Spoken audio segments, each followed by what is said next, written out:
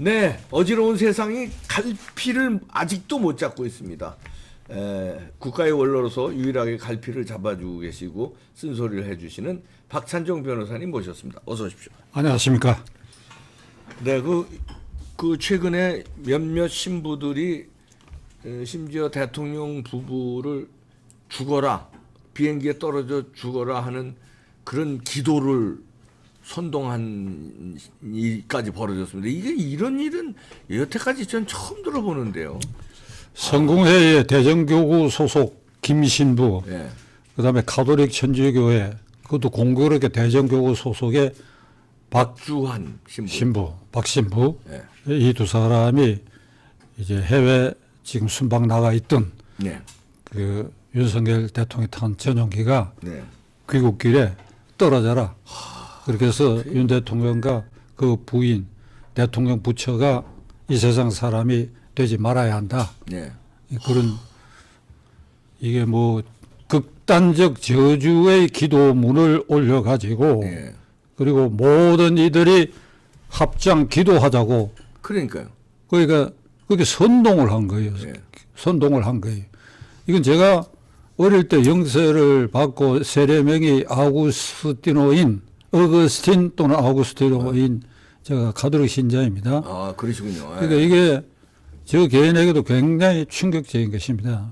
그러니까 이 성직자, 뭐 성공회도 그렇지만 특별히 가톨릭의 성직자 신부들은 모든 신자들의 존숭합니다. 네. 그들은 이 하느님의 종으로서 이 어린 양들을 다스리고 잘 낳거나 못 낳거나 잘 살거나 못 살거나 간에 생각이 다르더라도 이걸 전부 포용해서 하느님의 자식들로 이렇게 승화시키는 강론을 하고 기도를 하고 이래야 할 사람이 이게 이 정권 들어선 지 6개월도 채 되지 않는 대통령, 그 대통령이 북한 체제처럼 세습된 것도 아니고 우리가 공화당 아래서 국민 투표로 결정한 대통령, 6개월밖에 되지 않은 대통령이 대통령에 대해서 무슨 억하지심이 있어가지고 그거 죽어라, 빨리 죽어라, 이런 기도를 올린다고 하는 것은 그 이면을 살펴보면 불행하게도 우리 가톨릭 또는 이 성공의 일부 성직자들에게 이게 종북 주사파 이 동물이 그게 번져 있다고 저는 생각합니다. 그러지 않고 어떻게? 그럼요. 그 지금 공화정 아래서 뽑은 대통령을 죽으라고 한다고 한다면 그거야 그 머리에 종북 주사파 먹물이나 붉은 물이 들지 않고서야 그 말이 가능하겠느냐. 그러니까 어느 사이에 이 종북 주사파의 그런 이 더러운 물결이 이 종교계까지 스며들었다. 그 중에서도 고결한 도덕성을 가져야 할 그러한 그 천주교 성공회 신부들에까지 스며들었다. 이건 지난 문정권 5년 동안에 철저하게 그 정권이 북한 정권을 존숭하는 정권이에요. 그래가지고 북한 정권의 직접 또는 간접 침략에 대한 자유민주 체제를 지키기 위한 방어막을 철저하게 훼손해 간 5년 동안이. 그러니까요. 예. 대표적으로 9.19 합의라는 게 있잖아요. 군사합의. 길게 설명 안 드리겠습니다만. 그 휴전선 일대에서 완전히 이쪽이 무장해제하잖아요. 거기에다가 국가정보원이 어쩌게 됐습니까? 간첩 잡고 하는 그 모든 북한에 관한 정보 수집, 첩보 활동, 수사 활동 이걸 완전히 무력화시키고 힘을 빼버리고 이걸 경찰에 넘기고 그래서 국가정보원은 김정은의 평양 정권의 서울 출장 소화해가지고 북한의 비위를 맞추고 북한에 뭘 도와주고 그것을 위해서 핫라인을 어떻게 사용하는 기관으로 연간 예산 1조 원 이상을 투입하는 이게 내곡동의 국가정보원이 그렇게 전락시키고 그러니까 이런 분위기에서 이런 종교계까지도 이런 붉은 물결이 스며들었다. 안 그러고는 이걸 해석할 방법이 없어요. 그러니까 나는 이 젊은 신부들인 같은데 성공회 김신부와 가톨릭의 박신부가 김일성 정권이 45년 8.15 이후에 들어서서 6.25 전쟁을 거치고 지금까지 해온 종교 탄압의 역사를 이 사람들이 잊어버린 것 같아. 신부 수녀들 철저히 학살하고 철저히 죽여버렸잖아요. 예. 종교 자유가 그게 있습니까? 그게. 그러니까 공화정을 이렇게 부정하면 그 상대적으로 북한 정권을 존중하는 심리에서 나온 것 같은데 그렇죠. 이 역사적 현실, 현재 진행적인 이 종교 탄압의 저 정권을 염두에 두고 어떻게 이런 말을 함부로 할 수 있느냐. 그러니까 이게 저주의 이 심리가 이 종교계까지 이렇게 번졌다. 그 정치 공동체를 읽다 보면 문재인 정권 5년 그리고 짧은 기간이지만 이재명 대표가 들어선 지금 이 시점에 있어서 정치 공동체가 이런 식으로 저주의 판으로 갈라져 있거든요. 저주의 판으로. 이게 사회 각계에 미치고 있대, 그 영향이. 완전히 저주의 판이고 편가름을 이렇게 하고 있다. 심지어 간첩 아닌가 이런 의심들도 여러 군데서 하고 있습니다. 왜냐하면 도저히 이거 우리 국민으로선 할 수 없는 얘기인데 신부가 이걸 기도문을 올린 게 때문에 이거는 우리나라 국민이 아니다. 우리나라 신부가 아니다. 이런 오해도 많이 받고 있습니다. 과거에 국가 정보 전략에 오래 종사해 온 사람들 그 전문가들 얘기에 하면 지금 대한민국처럼 북한이 간첩을 보내고 활동시키기에 아주 좋은 토양을 갖고 있는 것이 지금 이 시점에 네. 이런 때가 없었다 이게 가장 좋은 시점이다 이게. 그렇죠. 북한이 간첩을 보내고 그래 선동선전을 하고 여기 조직화하고 포섭하고 하고 네. 이게 하기에 아주 좋다 이게. 이게 관찰하는 팀이 없다고. 네. 과거에 오해라고 말씀드렸는데 오해가 아니라 간첩으로 의심받고 있다. 왜냐하면 상식적으로 그 도저히 납득이 안 가기 때문에 그런 의심을 합리적으로 할 수 있는 겁니다. 네. 이재명 대표 자신이 그 이석기 통진당 비례대표 의원을 하고 그게 국가보안법 위반으로 파괴 활동을 선동했다 그래갖고 8년이가 살고 나오다가 가석방 됐잖아요. 네. 작년 연말에. 네. 그게 경기도 동부연합이라는 조직을 그렇죠. 이끌고 있는데 네. 이재명 대표가 성남시장 경기지사 대통령 후보 되는 과정에서 그 경기 동부연합에 괴뢰가 돼 있다는 겁니다. 예. 동부연합에 시킨 대로 꼭두가시 노릇하고. 예. 그러니까 이재명의 조직은 동부연합으로 동부연합의 지하 조직망 위에 예. 그다음에 쌍방울. 네. 쌍방울 그게 이제 김성태가 그 원래 폭력 조직 우두머리였다고 그러거든. 우두머리. 예. 그러니까 그 폭력 조직이 쌍방울을 인수해가지고 거기서 돈 만든 거. 그래가지고 변호사비 대납해가지고 네.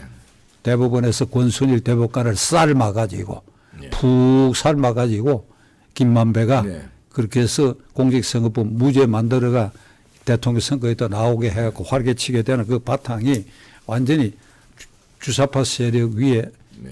와 불순 세력 위에 얹혀 있다. 네. 그러니까 이 이재명이가 지금 자신감을 갖고 바로 하고 있는 게 바로 그런 점이거든요. 그렇죠. 네. 그러니까 좌파들은 광화문 광장에 언제든지 24시간 여유만 주면 3만 내지 5만 원 항상 동원할 수 있어요. 네. 지난 토요일에 뭐 10만 가까이라고 하는데 그 우파는 그러지 못하지요.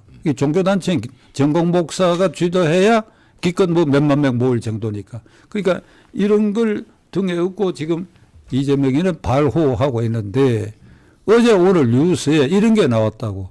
네. 지금 이번 정기국회에서 55개 법률안 제정 개정 주요 안건 중에 민주당이 네.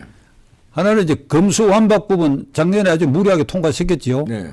이런 이재명이나 문재인 이 사법 리스크를 방어하기 위해서 했다 하는 거 지금 다 드러났잖아요. 네. 그러니까 이번에 대형 참사에 대해서도 검사 수사권 박탈해놔 버리니까 용산 참사로 경찰이 하고 있잖아요. 네. 이 검수완박에다가 55개 법안 중에는 감사완박법이 있어. 감사원이 함부로 감사 대상을 정할 때는 감사위원회의의 의결을 거쳐야 된다.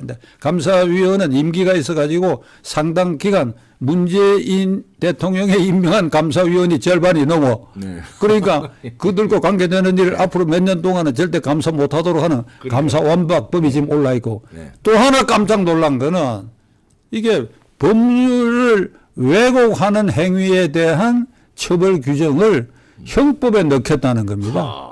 그러니까 구체적으로는 이거야. 법관, 그러니까 판사, 검사가 범죄 사실을 왜곡하는 법 적용을 하거나 범죄 사실을 왜곡해서 기소하거나 왜곡한 사실을 판결할 경우에 판사, 검사를 처벌하는 안을, 그 조항을, 그러니까 일명 법률 왜곡이라는 죄명이 될 것 같아. 그러니까 그 구성 요건은 그런 구성 요건이야. 판사, 검사가 함부로 법률 적용을 하거나 아니면 범죄 사실을 함부로 왜곡하는 경우, 그 이재명이를 위한 것이지, 그게. 그렇죠. 이재명에 대해서 처벌하지 말아라, 판사, 검사가. 그거예요. 하면은 우리 국회에서 그걸 갖다가 너네들을 처단하겠다, 이거거든요. 다수당의 힘으로. 이거 서방 세계, 자유 세계에 있어서 OECD 가맹국을 기준으로 34개국이 자유우방 세계라고 한다면 그 안에 G20도 들어가고 이제 중국이나 소련은 빼버리고 다 들어가지 않습니까? 이게 나는 이거 웃음거리가 될 것 같아.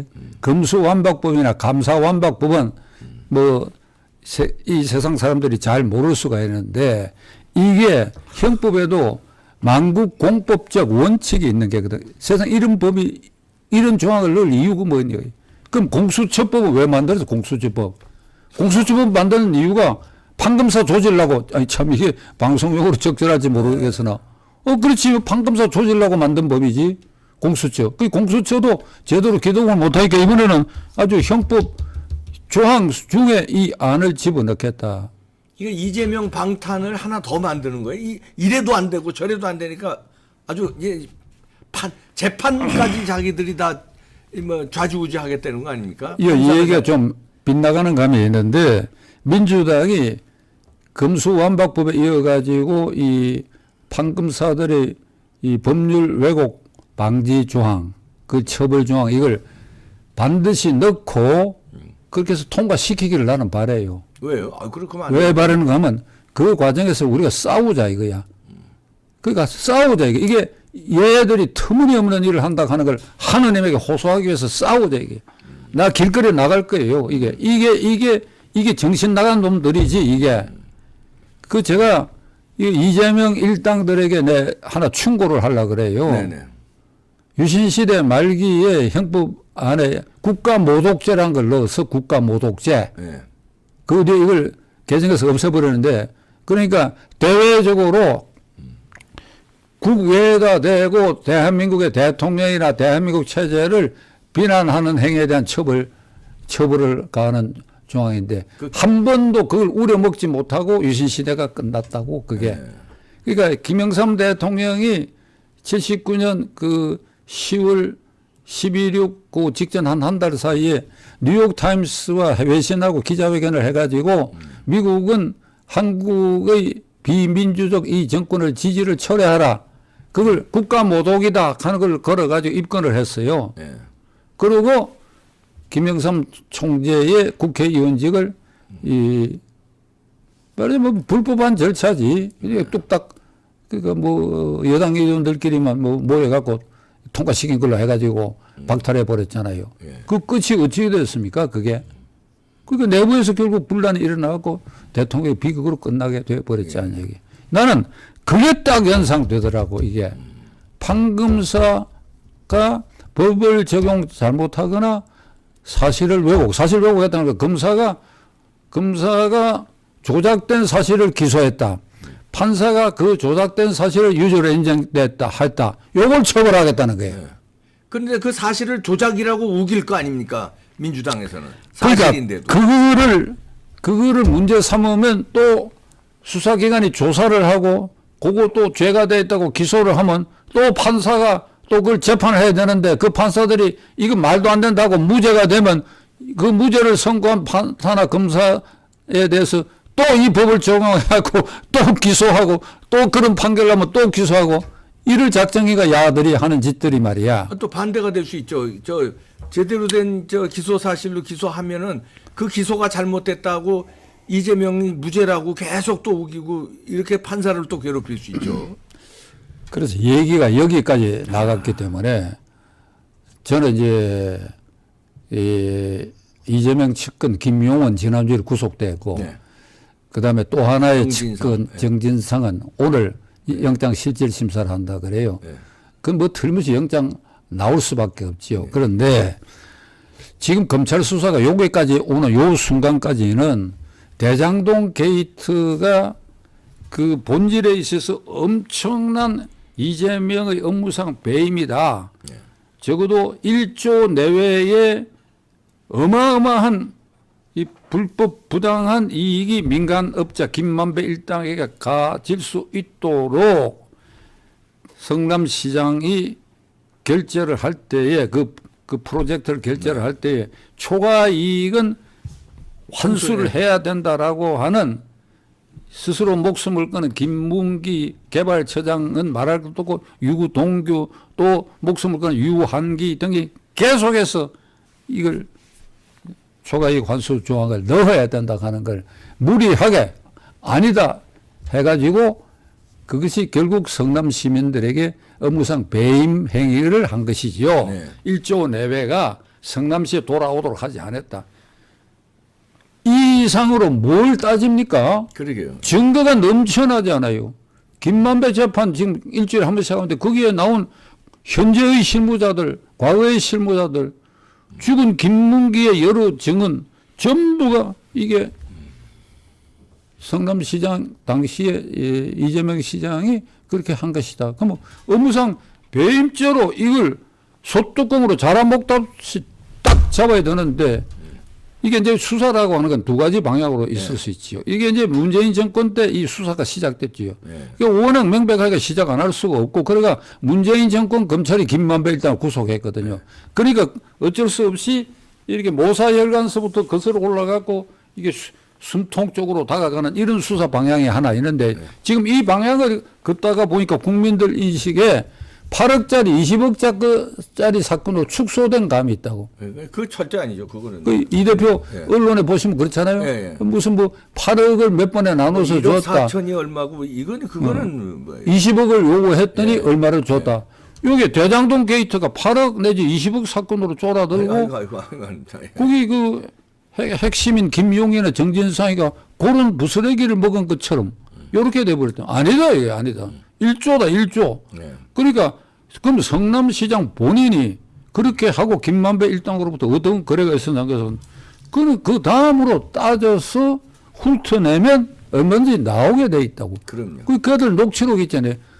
김만배의 1호는 화천동 그러니까 하천대유. 대유의 1호는 그런 것이라고 하고 428억이라는 말까지 나와 있다. 그건 큰 덩어리 업무상 배임이라는 큰 덩어리 부차적이다. 그러니까 지금 검찰은 이 단계에서 오늘 정진상 구속되면 바로 이재명을 바로 직격해 머뭇거릴 필요가 없어. 무슨 당대표고 현역 국회의원이고 그걸 염두에 두면 뭐 어떻게 하겠다는 거야. 이걸 바로 소뚜껑으로 자라먹듯이 이렇게 잡아야 된다.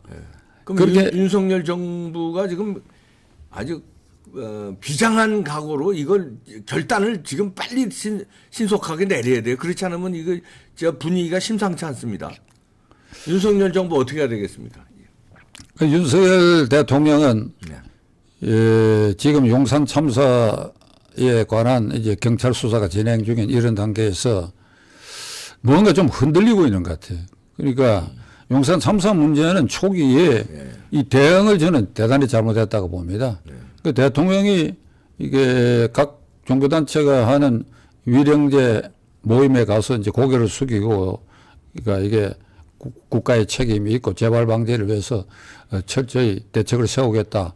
이렇게 얘기를 하면 밑에서 받아들여 가지고 국무총리와 행안부 장관 등이 이거 우리의 책임이다. 이걸 예상하고 방어하지 못한 건 우리의 책임이다. 그래서 우리는 대통령에게 일괄 사표를 제출하겠다.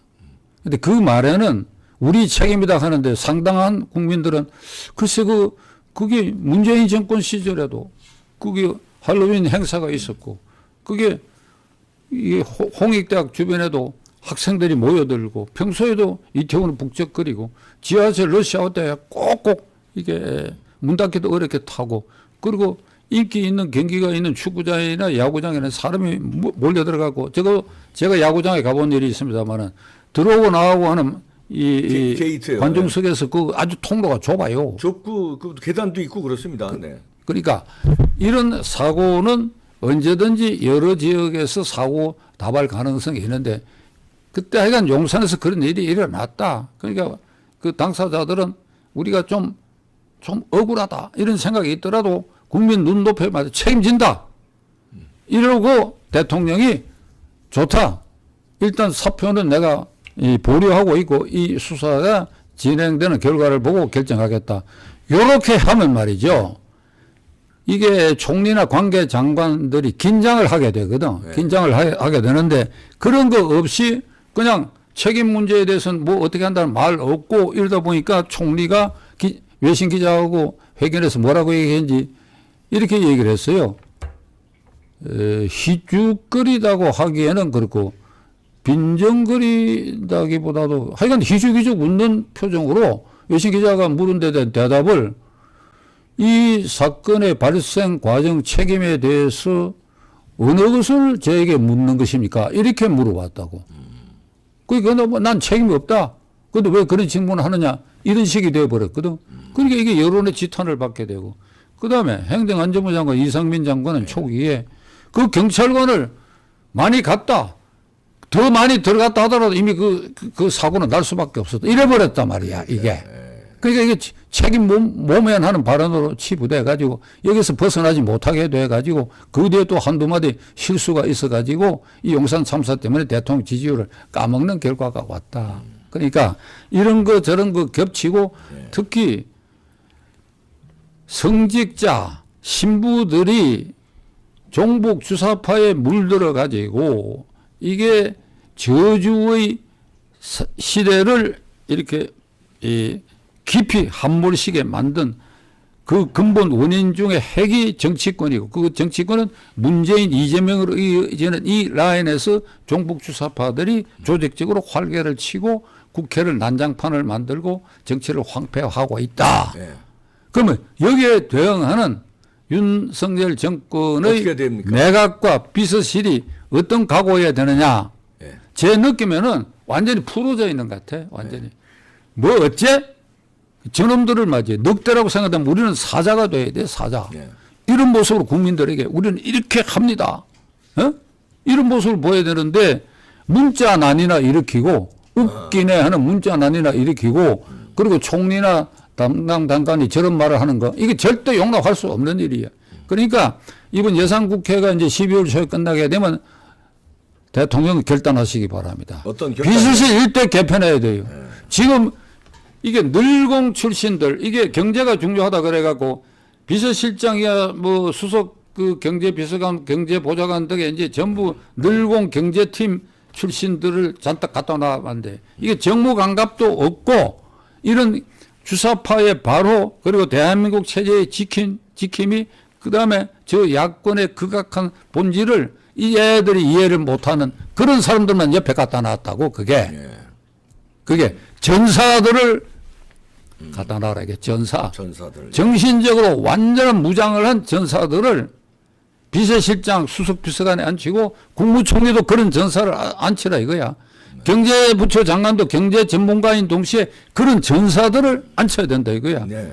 그렇게 해야 그렇게 하고 그리고 이재명을 빠른 시일 안에 검찰이 이걸 구속을 해야 그렇게 해야 내년 봄에 어떤 예상될 수 있는 그 위기를 예방할 수 있다. 그러지 않고 풀어진 상태로 이재명이 계속 날뛰게 놔두고 그리고 이게 인적 구성에 대해서 그냥 그대로 두고 이 해를 넘겨서 내년 봄을 맞이해 저는 위기가 온다고 생각합니다. 위기 옵니다. 네, 저쪽은 벌써 바로 하는 게 심상치 않습니다. 이재명 빨리 잡아놓고 윤석열 대통령은 비서실 등 당장 결단하시길 바란다는 박찬종 변호사님의 말씀이었습니다. 네, 마치겠습니다.